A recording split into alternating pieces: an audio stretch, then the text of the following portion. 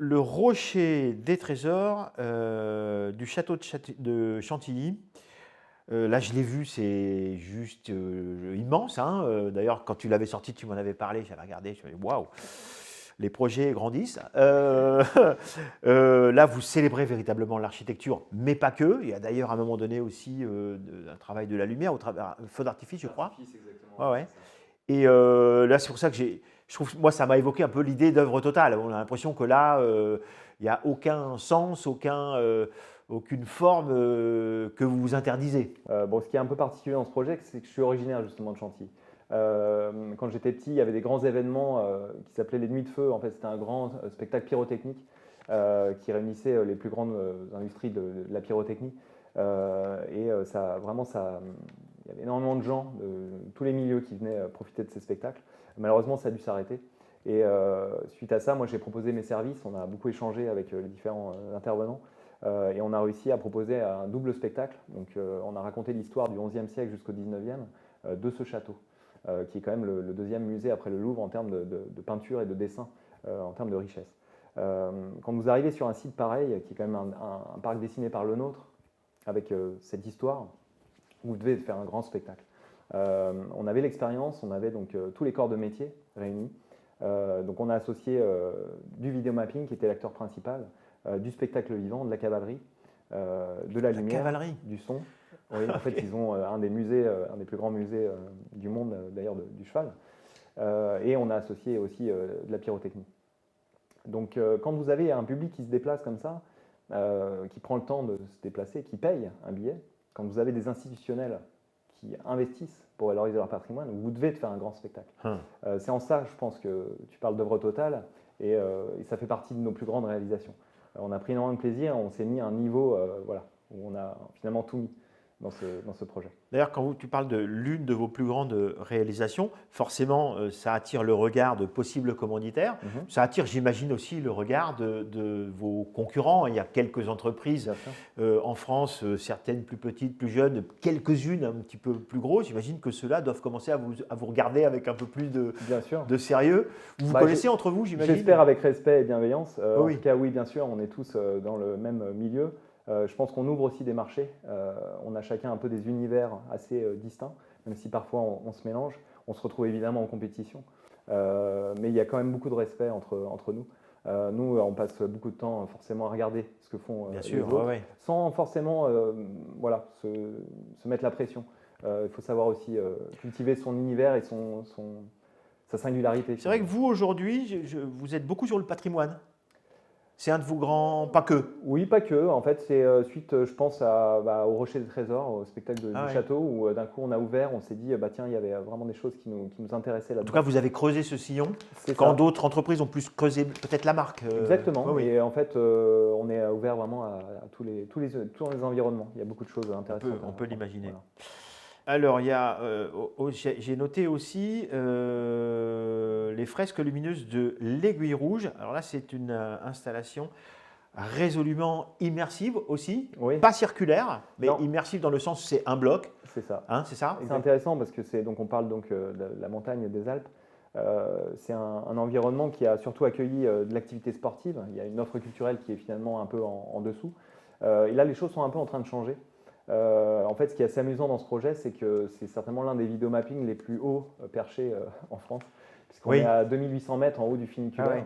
ouais. En fait, lorsque vous allez vous promener, faire des descentes à ski en snow, vous pouvez passer par cet espace.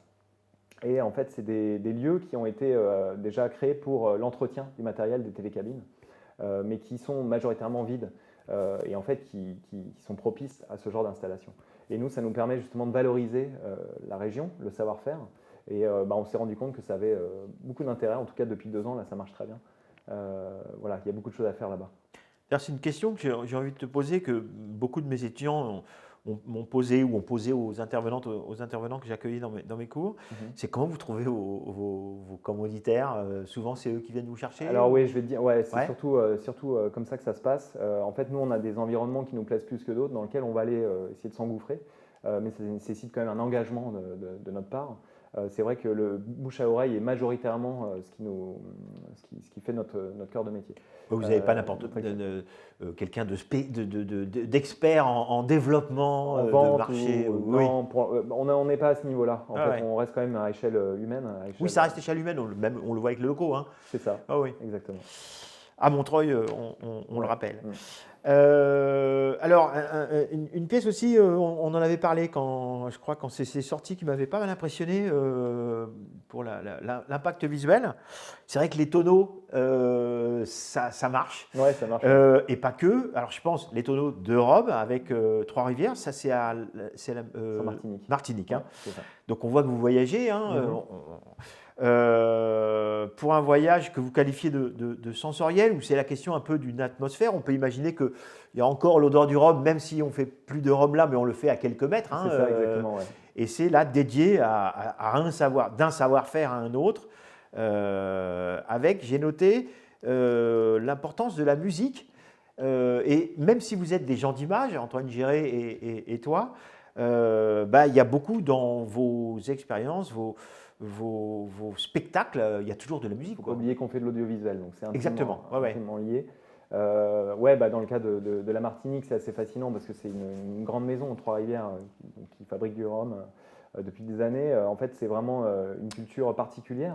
On se devait de s'imbiber justement de vous avez été obligé de goûter. Voilà, et on a été sur place et notre but c'est de capter un maximum d'informations et justement d'essayer d'utiliser un peu les codes qui font l'image de marque. On devait travailler avec justement le compositeur Chassol, qui est un compositeur martiniquais. Bon, pour des raisons de planning, ça a été un peu compliqué. Mais en tout cas, voilà, on a vraiment cherché à capter l'âme du projet. Et quand le public local découvre notre installation et s'y retrouve, c'est que finalement le pari est réussi. On a pris beaucoup de plaisir à travailler pour ce projet. On l'imagine et on le voit d'ailleurs.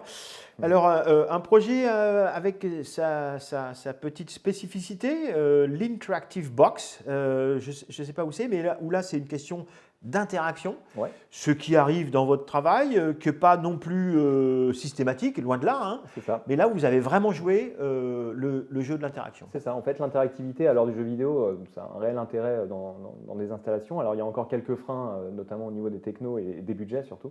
Là, en l'occurrence, c'était pour une banque pour parler au plus grand nombre, au public, de leurs différentes démarches. Et en fait, ce qui est intéressant dans ce cas-là, c'est que le public n'est plus passif, il devient acteur de l'installation. C'est lui qui fait évoluer le projet selon un peu ses envies et ses goûts. Donc, ça permettait au public de voir le cheminement à travers des interactions tactiles.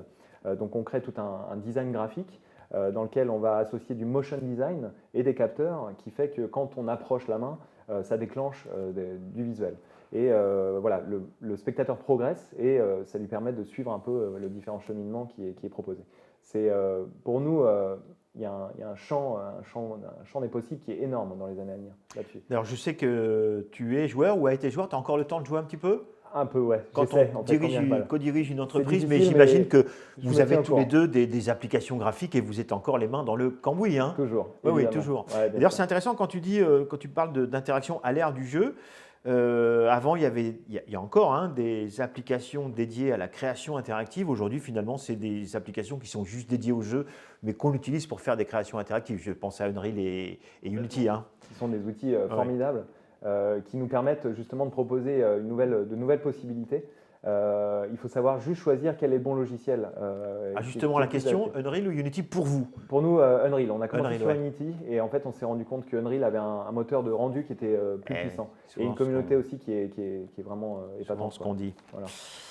La fabrique de Noël. Alors là, vous célébrez l'univers de Noël, ça revient tous les ans, et là, vous collaborez avec une ville. Alors tout à l'heure, tu disais, on a travaillé avec le maire. C'est ça, exactement. J'imagine que travailler avec une municipalité, ça a ses particularités aussi. Puis on voit que ça a un réel intérêt. Il y a énormément de communes qui cherchent justement à avoir un marché de Noël, à avoir justement toute cette atmosphère qui est incroyable autour de Noël.